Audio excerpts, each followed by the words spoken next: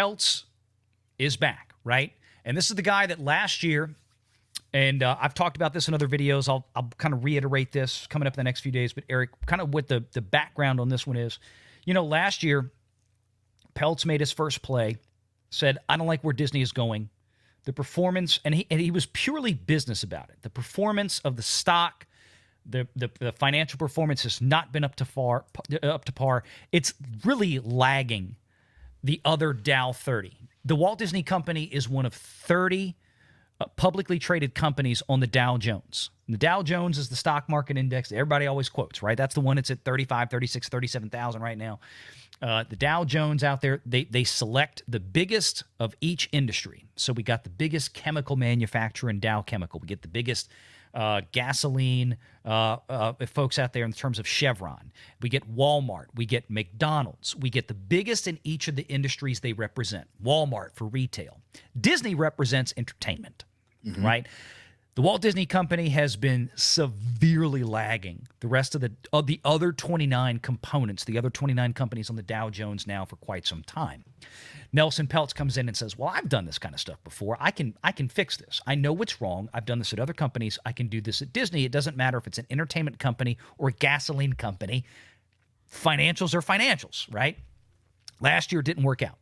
Christine McCarthy successfully ran him off. Bob Iger came back at the same time. Bob Chapek was trying to get Nelson Peltz involved. Ike Perlmutter was trying to get Nelson Peltz involved.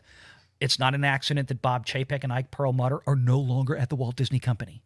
And Disney has made room for other activist investors in the last few years, but never for Nelson Peltz, who both he and Ike Perlmutter are very good friends of Donald Trump and live down the street from Donald Trump, literally down the street in Palm Beach, Florida. So that's a big problem for guys like Iger.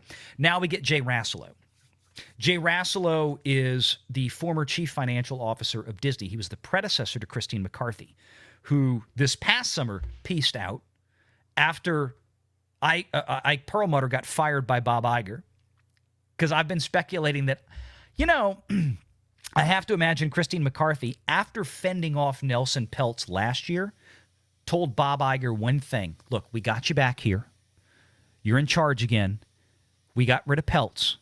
The only thing you have to do is not fire Ike Perlmutter. I know you hate him. I know you can't stand him, but don't fire Perlmutter.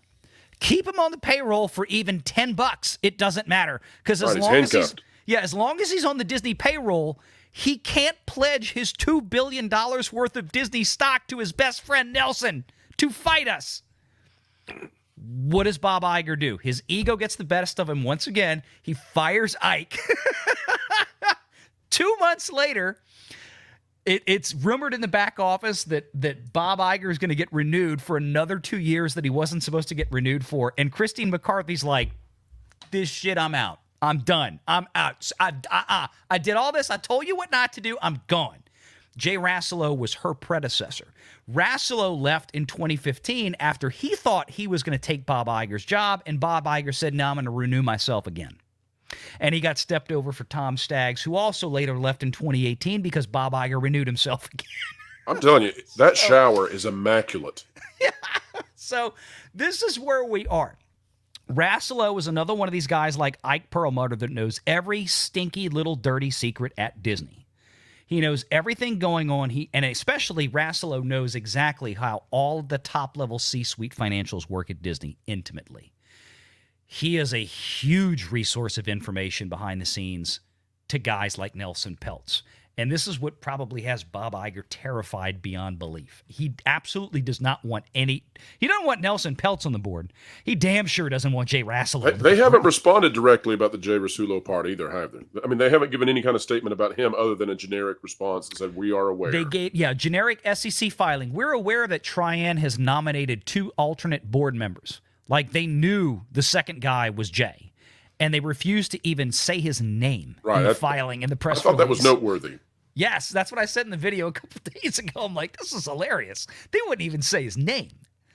So, I mean, this is how Disney, like you said, Eric, I mean, Disney's going to hang on to this as tightly as they can. Ron was talking earlier about how Disney's not going to change. And this is why. And unless the force comes in here to push the Iger regime out. Not just him, but his puppet board as well. And Eric, I don't know if you touched on this because I was out the first couple of minutes you were here. We were discussing earlier with this.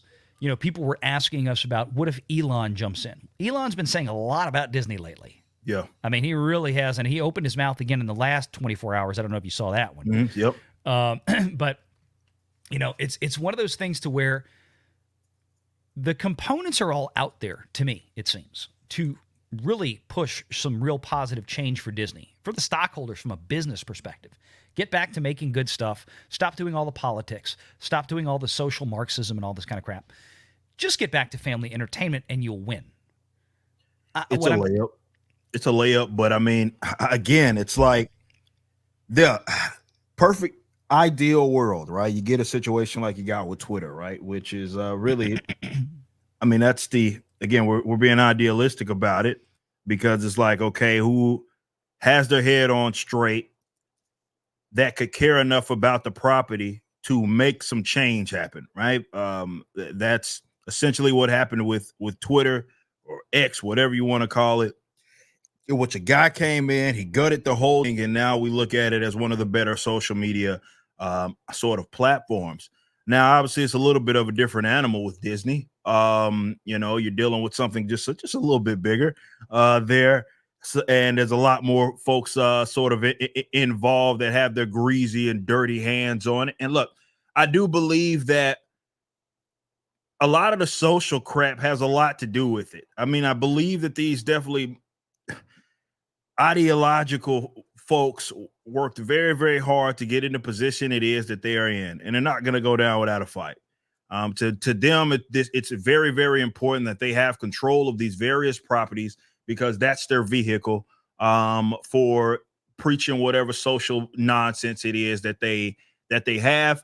That's part of how they win, is understanding exactly that. They don't need the best and brightest ideas, but they can influence culture by taking control of people's entertainment and brands it is that they loved and they've adored and they've grew up on. They've put their children on over the course of several generations. They understand how important and how valuable that is, which is why I just find it hard to believe that.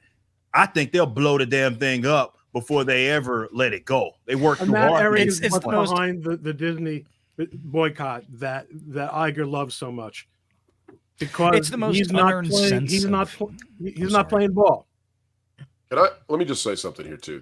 I think this is interesting, and this comes, by the way, we've got a great audience out there. Grant Rasha posted this on June 30th, 2015. McCarthy, talking about Christine McCarthy, was appointed as CFO of the Walt Disney Company, replacing Jay Rasulo. Now, Jay Rasulo had been with the Walt Disney Company, I believe, since 1982. 86.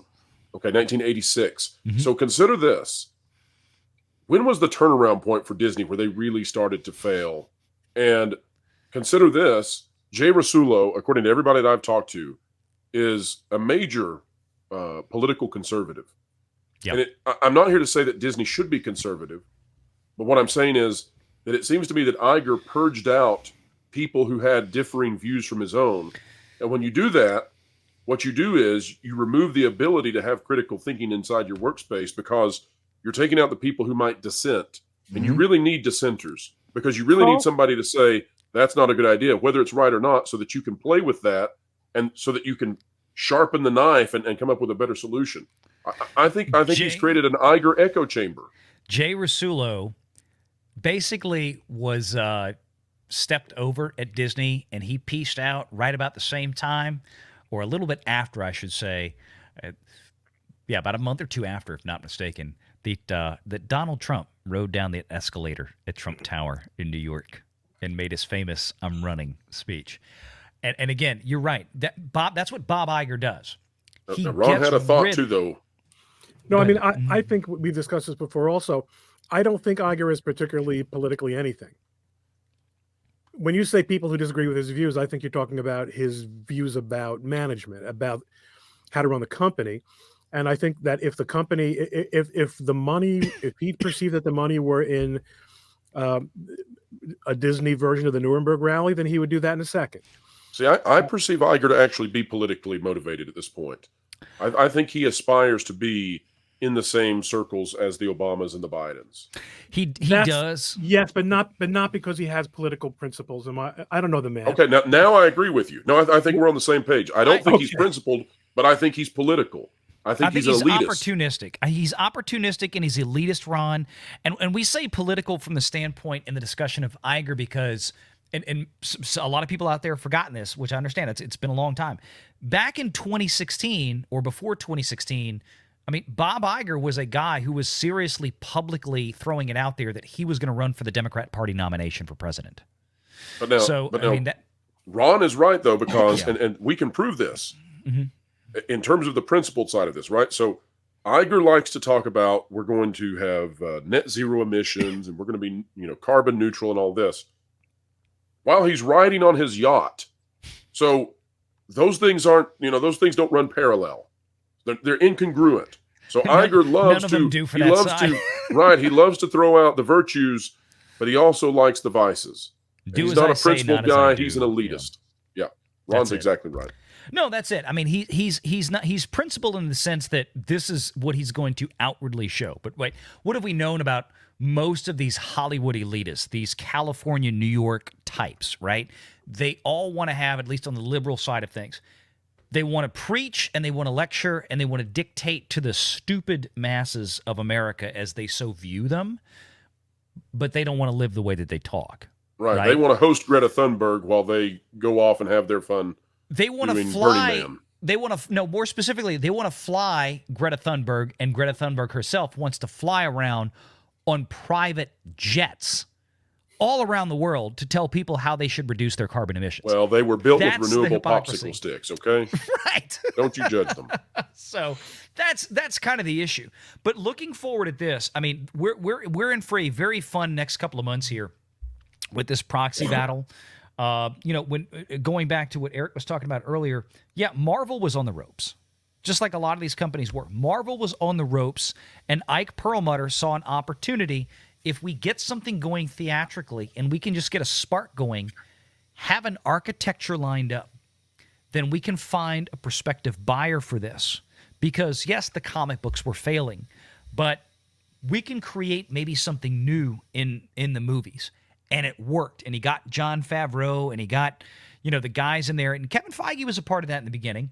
He was controlled, but he was a part of that, and they sold that to Disney for $4 billion. It worked for Perlmutter. $2 billion of that came in stock. But the comics have, of course, since Disney got their hands on it, never really recovered. They've continued to go downhill. That's not going to change without a complete mindset change. Eric, my question for you on this, before we kind of wrap things up here and I get to some super chats, is this. The problem for Disney right now, is you and others on the panel have correctly pointed out tonight, is that this, as Elon Musk called it, this woke mind virus that's infected Disney. And I've often referred to it as a cancer at Disney, a cancer or a cancer in our culture. All of this stuff at Disney right now that's polluting it with this DEI monolithic political, social, brainwashed mindset, race swapping, gender swapping, just cheap garbage. There's no creativity anymore. Like you said, it's let's just take an IP and put what we want into it and put the badge, just like Rings of Power or Star Wars or whatever, The problem is that Bob Iger put all these people in there. How now that they are so deeply rooted at Disney, and we're talking about mid to upper level, mid management level people, how do you, proverbially, as they used to say, Eric, how do you get the shit back in the horse? You can't. And this is why, look, I'm not a doomer. I just really don't care. I'm just being honest as well. The reality is, and I'm glad you brought that up, this is a point that I've been bringing up for a very long time. Look, everybody that's worked in entertainment knows that when you see like the end game, like when you see whatever bad product that's put out there, it has to go through several layers, right? Of editorial, of green light, marketing team, all that. And the fact that you're getting this such bad material and nobody is able to say, no, we shouldn't, even as obvious as it might be to us, we're still going to put it out. That's what they say. That tells you that you have an issue from the bottom all the way on to the top. And again, I think this is what they worked very hard for. I think this is exactly how it is that they wanted. They want to be able to put out whatever goofy stuff it is that they want to be able to put out without much anybody coming and saying, hey, no, you can't do that, or this is stupid, or this is foolish, because they care more about the social stuff than I think they do the economics of it all. That's far more important to them. So I don't say this as a doomer. I say this as a realist, because the issues are as such. I don't think that they're ever going to turn around, even if they get someone or one or two people in that may have a little bit of sense. It runs far too deep for them to be able to just change it like that. And even if it did, you're not going to see it just because of the corporate setup, probably years from now. So to me personally, I think the best case scenario for if you are into these brands and you would love, you think of like a Marvel or DC, and Marvel in the case of Disney, right? You think of it as a brand that is part of, and it very much is a part of like American culture, right? Spider-Man sort of transcends comics. I get it. And I totally understand and empathize that. The best case scenario, and this is a pipe dream, is not going to be, it's going to be, you're going to get inside and you're going to change it. It's going to be that they run it into the ground to the point to where someone that has enough money and actually cares about it can somehow get control of it. That is the absolute best case scenario. But get under control, the current, probably with the parts of it. Yeah, I can agree with that for sure. But either way, I just don't think under their current setup that it's even possible for them to turn it around with it just runs too deep. I just don't think it can happen. All the way deep, all the way to the middle, all the way in the 100%. Of course. So I think that's what I think customers and longtime fans of these properties, whether it be the Marvels of the world or Star Wars or whatever, Lucasfilm, whatever it may be, I think that's your best case scenario is don't sit up here and think that someone's going to come in and change it. Even if, again, best case scenario, someone that had a little bit of sense gets into some position does not mean that they're going to be able to change that entire company's course. Think best case scenario, they run it into the ground. This is why I'm at the apathy stage. Once I cancel my pull list, that should have let everybody know that I, like, of all people, because I stayed on that damn bandwagon for longer than most of my counterparts, let's say that, are colleagues, if you will, spending hundreds of dollars. If I was out, that meant something. And I think they don't really have a fan base per se. They have a bunch of tourists, as Chuck Dixon calls them, that care more about using it as a vehicle for whatever social bullcrap it is that they want to push. But it's not just the writers that's in on it. Their bosses are in on it. Their editors are in on it. The EIC's in on it. The people that are above their head, VPs, they're all in on it. And that's what makes it so difficult for it to change. Yeah, the producers and all. I mean, we saw them all, Eric. We saw them, in April of 22, I guess it was, on that Reimagine Tomorrow video. I mean, we saw them there. I mean, these are the show producers. These are the show runners. These are the executives running entire divisions of production for Disney. They are all steeped in this. And it's like, oh, well, the one that comes out and says, the executive producer, I forget what her name was, but the blonde white woman that comes out and talks about how, she's on the Reimagine Tomorrow thing, talking about how wonderfully diverse she is because she has 2 children. Oh yeah, I remember that are trans and LGBT Insanity. And all this kind of stuff. And it's like, I just felt like jumping through the screen and going, wow, way to advertise how much you failed as a mother. So it's just my opinion. That'll probably get me banned on YouTube right there. But I mean, look, the point is that that is so now deeply rooted in Disney. And it's not just a handful, 5, 6, or even a dozen senior executive C-suite positions. We're going down 2, 3 layers into management. I mean, we're talking about hundreds, thousands of people. It's beyond management. It's from the ground up. It's soaking through on both directions. The entire staff in Orlando is there. They have been a very big engine in the transformation of this company culturally for decades. It ain't going away. they're going to have to sell off what they have, and that's how value is going to be maximized for shareholders. And on that very note, quickly, it's going to be hard to climb out. Go ahead. Yeah. I know what you need to do, Ron. This one's super quick. The super quick is the Walt Disney World Resort was their biggest cash revenue source, flat out. It was the crown jewel in the Disney empire. And at least partially that was due to the fact that they had a very solid mix of people of all sorts of beliefs. Over the last 3 to 4 years, they have managed to eradicate, to a large extent, all of the conservatives and right-leaning moderates out of the Walt Disney World Resort. It also now has collapsed in terms of cash revenues. Make sure you're subscribed to Valiant Renegade and join us every Sunday at 6 p.m. Eastern for the live show.